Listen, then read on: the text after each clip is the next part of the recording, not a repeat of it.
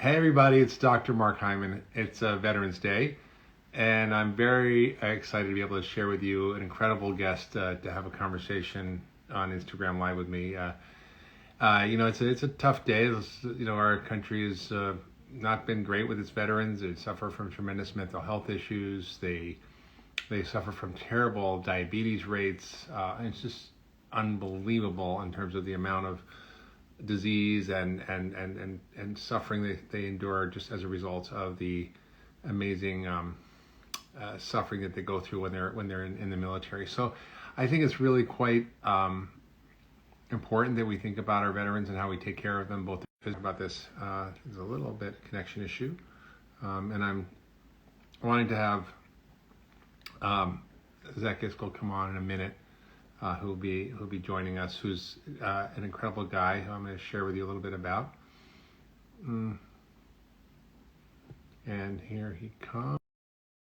And he's an Iraqi war veteran himself. Hey, Zach, how's it going? Hey, good. How are you doing? Good to see you. All right. Good to see you too. You're looking good. Thank you. Well, I just wanted to introducing you a little bit. I shared, this Veterans Day, and I'm just really thrilled to have you be able to talk a little bit to my audience about your work and what you're doing and what you're up to. I was sharing that you were an Iraqi war veteran and how impactful that was for you and how you saw so much mental health issues with the veterans. And you, as a result, when you came back, you established something called Headstrong, which provides free mental health care to veterans. We're going to talk a little bit about that. And also, we had a chance to interact a little bit when you were helping deal with the COVID crisis in New York when it was at its peak. Javits Center, which is a big convention center, was turned into a massive hospital, a 1,000-bed hospital, and you went in to help, and you ended up practically running the thing as the deputy director. We collaborated a little bit about how to figure out how to help those patients. So, today's Veterans Day, and you as a veteran have a lot of insight into what that means for you and for the veteran population, which is sort of suffering from the dual burden of mental health issues and chronic disease like diabetes and obesity that it's disproportionately suffer compared to the rest of the population. So welcome on Instagram Live. Thank you. Thanks for having me. Happy Veterans Day to everybody. And Bellflower 2020. Thank your son for his service and for yours. I know it's probably very hard. I know for a fact it's harder being a mom of a service member than it is being a service member. So thank you. Yeah, and I'm thrilled to have Zach on for another reason. I know his family a little bit, and he's actually announced that he's running for mayor of New York.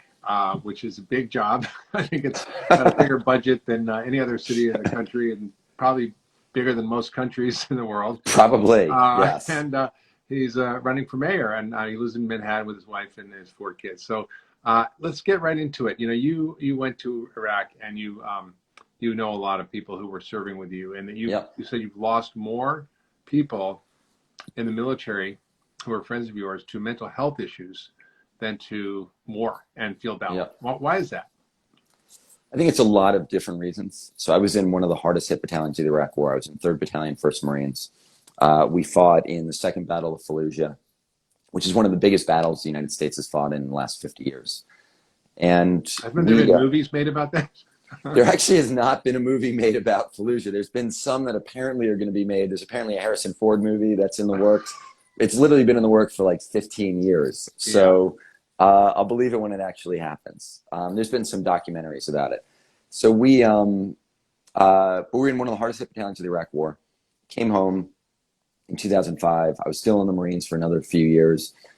And 2011 started to see that we were losing more service members, more Marines who I had served with to suicide. We were on pace to pass the numbers. We lost 33 Marines in Fallujah. Last year, we lost our 34th to suicide. And I think there's a lot of reasons. PTSD is one of them. I think that the stigma associated with getting help is another. A lot of veterans come from, have adverse childhoods, which is directly correlated to suicide. I've had veterans who I know who told me that the hallways they grew up in were scarier than the hallways they encountered in Fallujah. So I think it's a lot of different reasons. That lead to it. But there is a suicide epidemic. We've lost more veterans to suicide since 2008 than we lost in the Vietnam War. So, when we're looking at 2020, it's kind of been a rough year. I wish we could all hit reset, Can we just do over? Do over. And You know, right now it's hard. Normally on Veterans Day, we support veterans by coming out with parades and acknowledge them, and people are sort of sheltering in place and Yeah. sequestering. And how can we really support veterans in a time like this? Yeah, I think it's it's a great question. I mean, first off, for me, I always thought that they should move Election Day to Veterans Day. I thought it should just be a Mm, national holiday. It should be one day. I also there's something that I love about Veterans Day taking place after an election. mm, I think it's an opportunity for sort of a national reconciliation after a brutal campaign. It's a time for us to remember sort of what we all have in common. mm. And I think it could also be a day of healing. And I think one of the things that I would say is, not only what we can be doing for veterans, but what veterans can be doing for us. Veterans are committed to service. They make remarkable employees. And we have some of our issues, transitioning out of the service, mental health issues. Mm. But I met my wife volunteering in the wake of Hurricane Sandy with a veterans organization out in the Rockaways, digging out the Wow. Rockaways after Hurricane Sandy. Like, it was a veterans nonprofit, Team Rubicon, that went out there. We're helping people. And I got to meet my wife that way, and so I think the question is also what veterans can be doing for all of us. Yeah, I think that's so true. And I think, it's tough. They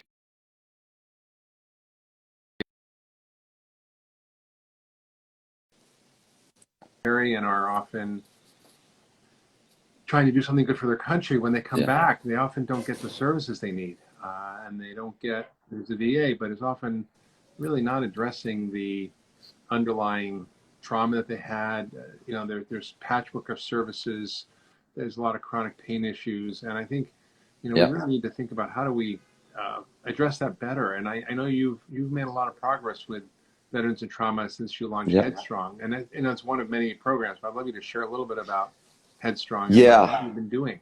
I'm glad you mentioned the chronic pain. I think if you look at um, suicide rates, when you look at what groups are most at risk, a lot of times it's middle-aged men who have a tendency to be on pain medication, have higher rates of gun ownership, which leads to more sort of successful suicide attempts. Often tend to be veterans. So I think there's a correlation there. In Headstrong, we specifically treat people who are suffering from combat trauma, or PTS from military sexual trauma, other forms of trauma experienced in their time in service. And what we found is that trauma with the right treatments, the right modalities of treatment, PTSD is really just the inability to turn off the fight or flight response. Yeah. So when you think about the symptoms, sleeplessness, restlessness, hypervigilance, quickness to react, these are all sort of ways that your body reacts to help you survive and also thrive in dangerous situations. So those things actually make you good at war.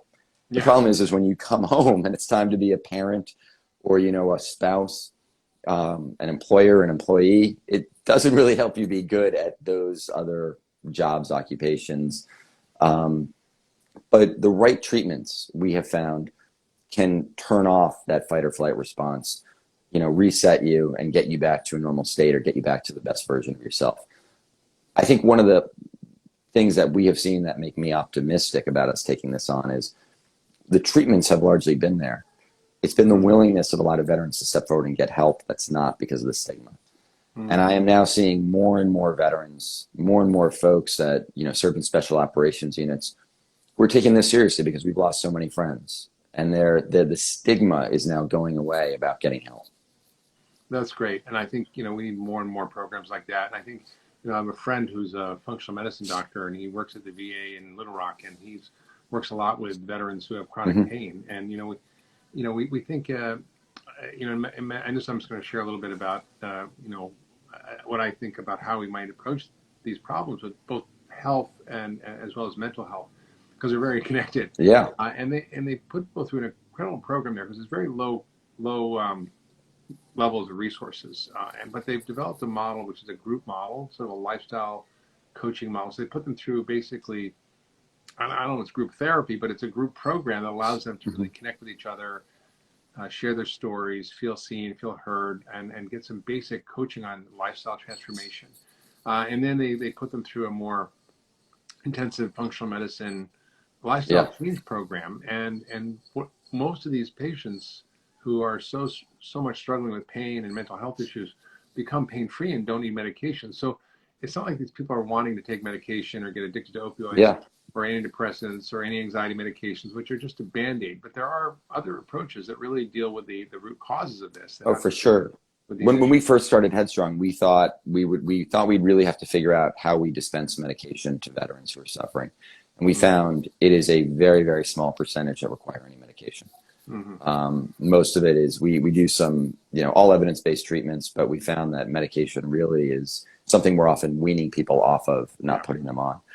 I think it's just, one of the things that's interesting, just listening to you talk about some of these lessons and some of the things that can be learned. There's an amazing statistic. New Yorkers have now experienced a higher rate of death from COVID than Marines, soldiers that our military did in Iraq and Afghanistan over the last 18 years, 19 years. It's Really. extraordinary. Yeah, it's almost comparable. It's slightly higher. And so I think, when you think about that, you think about what, there's also been increases in domestic violence, spouse abuse, child abuse. You have kids who are not in school, people who have been, alone and not social. I am very worried that at some point in time, in the way that I, unfortunately, in the way that we've now lost more Marines to suicide from my battalion than we did in combat, I am worried that at some point in time we could possibly have lost more New Yorkers to pandemic-related suicide than to the pandemic itself. And I think it's so important that we take some of these lessons that we've learned from the military and veterans community and addressing suicidality there, and make sure we nip this in the bud and get ahead of it and start providing people the care that they need and the resources they need so that we never get to that point. Yeah, I mean, we often separate mental health from overall health, and I think it's kind of a mistake. And people who know my work, I talk a lot about the role that the body plays in mental health and Yeah. physical health. And I just was calling a study that was on a group of juvenile delinquents who were, you know, really exhibiting very bad behavior, often because of trauma and difficulty childhood and so forth. And they Yeah. ended up taking these kids and putting them on a healthy diet and taking them off all the crap. And compared to the control group, there was a 91% reduction in violence and behavioral issues and a 100% reduction in suicide. 100% reduction in suicide. And so I think we sort of silo these issues of Yeah. mental health and food and physical health, and they're all connected. And I think it's exciting to hear you talk about bringing all these things together in more comprehensive ways. And I want to sort of share a little bit about what we were talking about the other day on the phone about some of the housing projects in New York City Yeah. and how terrible they are. And they're really like war zones, and everybody there has PTSD and lack of access to good food and mental health services. And you had a really great idea of how to revive some of those communities. I'd love you to share a little bit about that. Yeah, I mean, I think first off, it starts with showing up, and there's some projects and some NYTimes housing that's better than others.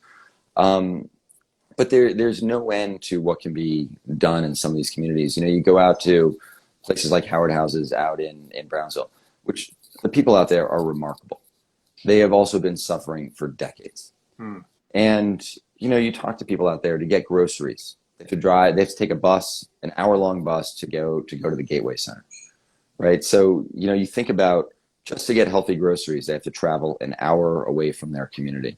And you think about, you walk around, there's things like, when you talk about what can be done to stem violence. There's a boxing gym out there that was in a basement of one of the buildings, was flooded. This was a place a lot of young people went to after school. There's nothing for people to do out there after school.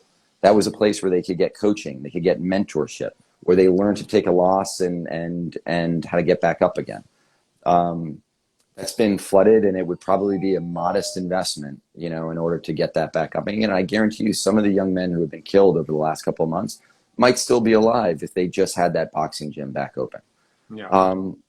And so I think it's really about looking comprehensively at these things, but also having people from the city who are willing to show up out there and really sort of talk to the community about what they need. And not just try and govern from 1,000 miles away or from, miles away at City Hall.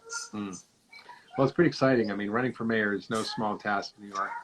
And what's your hope for for the city? What I mean, it's gone through hell right now, and it's not the New York it was, and it's. I mean, I'd be running the other direction trying to solve the big problem. I mean, New York was a big problem before in terms of how big it is and how difficult it is to handle, but the now it's difficult. I go there, things are boarded up, it's closed. I mean, it's not the city it used to be. How do you imagine it could be transformed in this process of COVID and after? So I think the next mayor is going to have to do two things. Number one, the next mayor is going to have to focus on sort of showing up, accountability, and making sure that we are marshaling every resource available in this city to provide outcomes. And I think one of the things that separates me from other folks in the race is I'm not a politician. Politicians care about political outcomes. I don't care about political outcomes. I care about real outcomes in people's lives. Sorry about the dogs. We have three rescue dogs that are. This is COVID. We're all used to it. We're at home. We're just hanging out. The dog, the kids yelling. Three rescue dogs going crazy.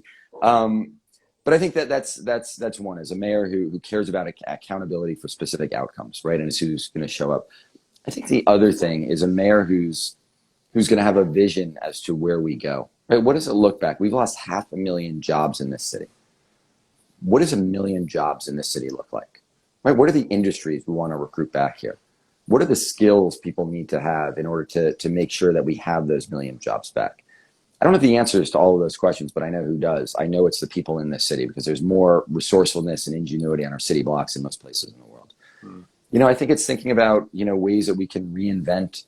If people don't go back to offices fully, right? If people go back to offices part-time, or they're starting to work from home, what does the city look like that this is the best place in the world to work from home from? Right? Or to like, what does that look like, right? In terms of the street life, in terms of the restaurants. I think there's so much that we could be thinking about. And New York has the resources, unlike any other city in the world. New York, I mean, you mentioned it early on, but New York spends it was $95 billion a year. It's now just shy of that because of the fiscal crisis. To put that in perspective, that is almost as much, that's more than 48 out of 50 states.